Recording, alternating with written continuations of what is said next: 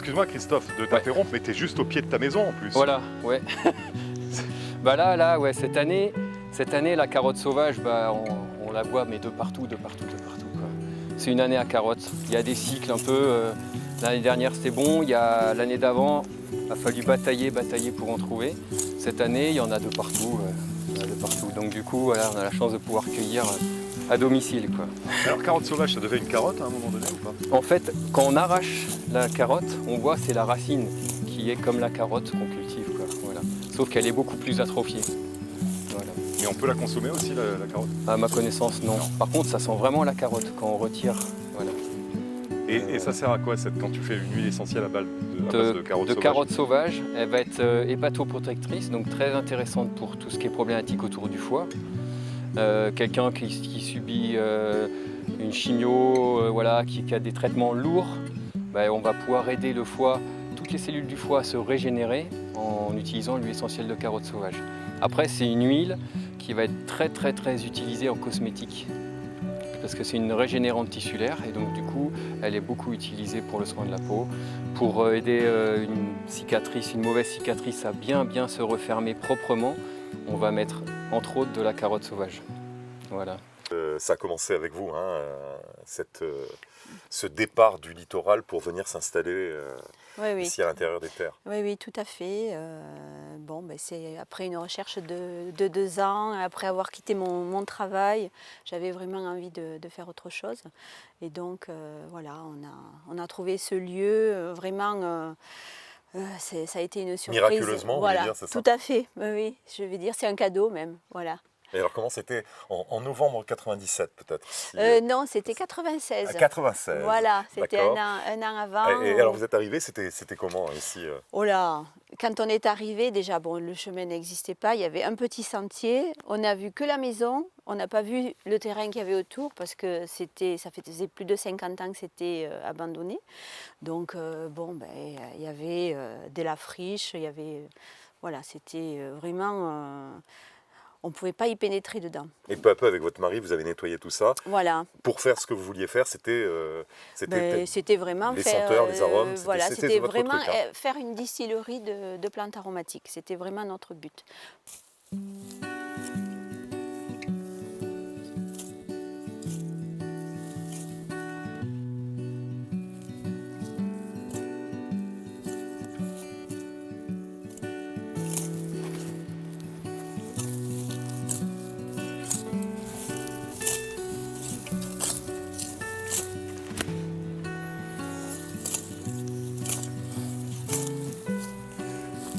Et la cueillette, ça fait trop de bien à la tête. À quoi on pense quand on cueille comme ça? Pour moi, je ne sais pas si on peut employer le mot méditation, mais je me recentre sur moi-même, je suis en lien avec les éléments qui m'entourent. Et après, la cueillette, c'est comme une danse, quoi. Le geste, il est souple. Il y en a qui font du yoga, il y en a qui font du tai chi. Moi, je fais de la cueillette. Mais c'est vraiment ça parce que ça fait trop du bien, quoi. Après, voilà, c'est physique, c'est tout ce qu'on veut, mais en cueillette, c'est un moment privilégié, quoi. Dans la danse de la cueillette, quoi. Ça, c'est magique. Ouais. C'est magique. Et du coup, voilà, sans se prendre pour ce qu'on n'est pas, je pense que la façon dont on traite la plante, c'est-à-dire là, on fait une cueillette manuelle, et voilà, on n'est pas en combat pour essayer d'en faire à tout prix le max. Enfin voilà, on est dans un état de conscience qui fait que, étape numéro 1 pour aboutir au produit final, qui fait que déjà on met quelque chose, quoi. On sème une petite graine, après on verra tout à l'heure, il y a la distillation, on en sème une autre, et comme ça jusqu'au produit final. L'idée, c'est vraiment faire en sorte qu'on puisse proposer un produit de top qualité à la personne qui souhaite utiliser les huiles essentielles, les hydrolats à base de plantes qu'on a cueillies, qu'on a cultivées, qu'on a cueillies aussi manuellement quand on l'a cultivé, pour derrière rendre service au plus grand nombre, et si possible à un prix correct. Voilà. C'est ça notre métier, c'est ça notre petit délire, quoi. En gros, moi je suis saturé de mon ancien boulot, et dans les premières idées qui me sont venues en tête, je ne sais pas comment. C'était huile essentielle, apiculture. Et en tapant huile essentielle Alpes-Maritimes, il n'y avait pas encore de site internet pour les senteurs du clos. Et ben voilà, j'ai vu Sylviane Reyna. Du coup, je me suis dit, allez, on va monter en famille, on va aller voir comment ça se fait. Je Comme savais ça, pas juste du tout, pour du tout, une du tout. rencontre. Quoi. Voilà. Voilà. Voilà, pour voir comment ça se fait, qu'est-ce que c'est que ce métier. Et de fil en aiguille, comme ça, ben voilà, le feeling y a été. Et maintenant, vous êtes ensemble pour faire le travail. Voilà. Ben, il est arrivé à un moment où justement mon mari, on a 10 ans de différence avec mon mari, donc il souhaitait vraiment vivre pleinement sa retraite. Et donc je cherchais quelqu'un pour le remplacer. Et Christophe est arrivé à ce moment-là. Donc Alain, mon mari, a fait sa passation comme ça. Et moi j'étais sur Saint-Laurent-du-Var. Uh-huh. Je travaillais dans la surveillance de la pollution de l'air, voilà, je fais ça à 12 ans. Et on va dire en écoutant un peu plus ce que j'avais dans le cœur, voilà, il y a une maturité personnelle qui à un moment donné a fait que je me suis donné les moyens d'aller vraiment vers vers quoi j'ai envie d'aller. Ça, c'est du fenouil qui a été planté ou c'est... Non, en fait, c'est du fenouil qu'on a ramassé en sauvage et Ouais. les graines se sont propagées. Ouais. Et maintenant, ben, voilà, on n'a pas besoin d'aller très loin pour ramasser notre fenouil sauvage. C'est super, vous n'arrosez pas, rien. Non, c'est- non. Et ça prend, Voilà, ça, ce sont donc nos macérations solaires. Ouais. Donc ça, c'est le calendula. Ici, c'est l'arnica que je suis en train de filtrer. Là, vous avez de la lavande. Là, c'est la sarriette. Et ici, c'est de l'hélicryse. Hélicryse et du lierre. Voilà. Et tout ça ramassé, Ramassé. Christophe, un peu partout. ben oui. Voilà, Ouais, ben, ouais, le calendula, on ouais. le cultive juste en dessous. D'accord. Calendula, ben, l'arnica, on va le chercher en montagne. La lavande, La lavande, aussi, la la sarriette. sarriette aussi. Et voilà. Culture.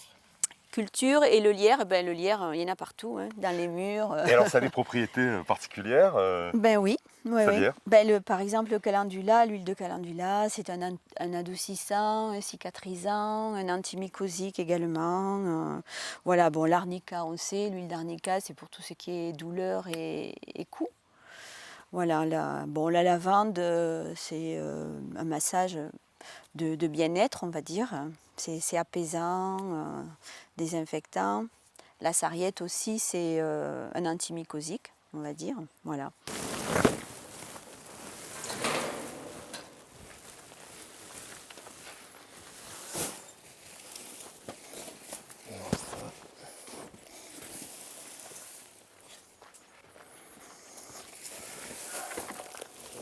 Voilà.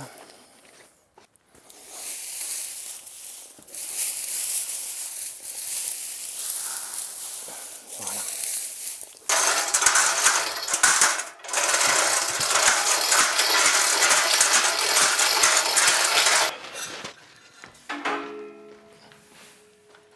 La vapeur qui est produite par la chaudière, que tu peux mettre en marche. voilà, là que je vais mettre en marche, la vapeur va arriver par le bas de toute cette masse de plantes. Elle va traverser les plantes, casser les poches d'essence du végétal, donc de la carotte sauvage, et elle va redescendre par des pressions, par tous les tuyaux qui entourent le panier.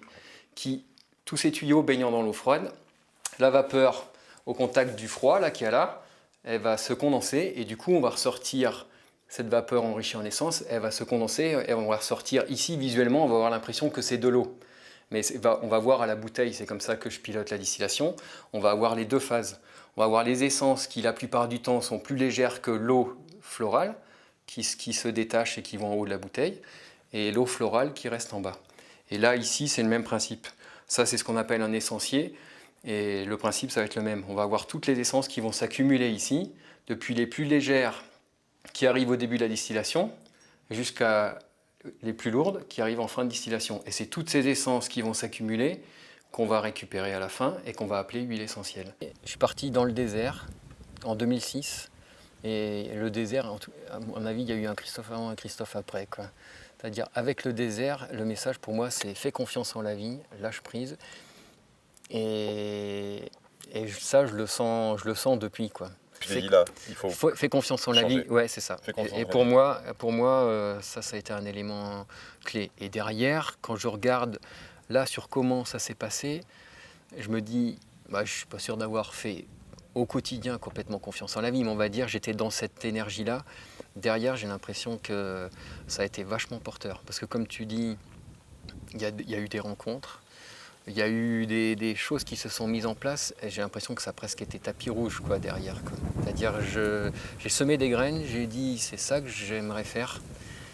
Et j'ai rencontré Sylviane.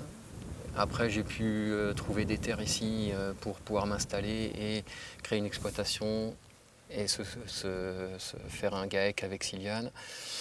L'eau pour les rosiers, la mairie qui a joué le jeu direct sans rien demander, enfin tout. Trouver une habitation à la tour, enfin cette énergie-là, pour moi, elle est porteuse. Et tu en vis, je veux dire, financièrement, ça va? Tu t'en sors? Oui, ouais, globalement oui. On va dire qu'en étant ici par rapport au littoral, on n'a pas les mêmes besoins. Du coup, la voilure, au départ, on se dit putain, va falloir baisser la voilure de folie, quoi. Mais en fait, ça se fait quand même assez facilement. Ici, on peut être plus autonome. Entre voisins, on se rend des services en masse. C'est presque une petite famille, avec des clans, avec des histoires, comme dans toute famille. Mais par contre, voilà, on se rend des services. Tu peux me remonter tel ou tel truc quand tu descends sur le littoral. Puis t'as moins de stimulation d'achat aussi. Exactement. Ouais, Ça, j'allais le dire tout à l'heure sur le côté info qui véhicule du négatif. Il y a aussi, on nous oblige, ou en tout cas on nous force, c'est de la manipulation. Il y en a qui travaillent sur ça. Faut que tu consommes ci, faut que tu consommes ça. Ouais, on est beaucoup plus simple que ça. On est beaucoup plus simple que ça.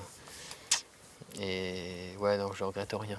Je suis bien là, je suis content, je suis bien dans mes baskets. Et ouais, pour moi, le message, si j'en avais un à faire passer, c'est j'encourage toute personne qui a des rêves à vraiment regarder ses rêves.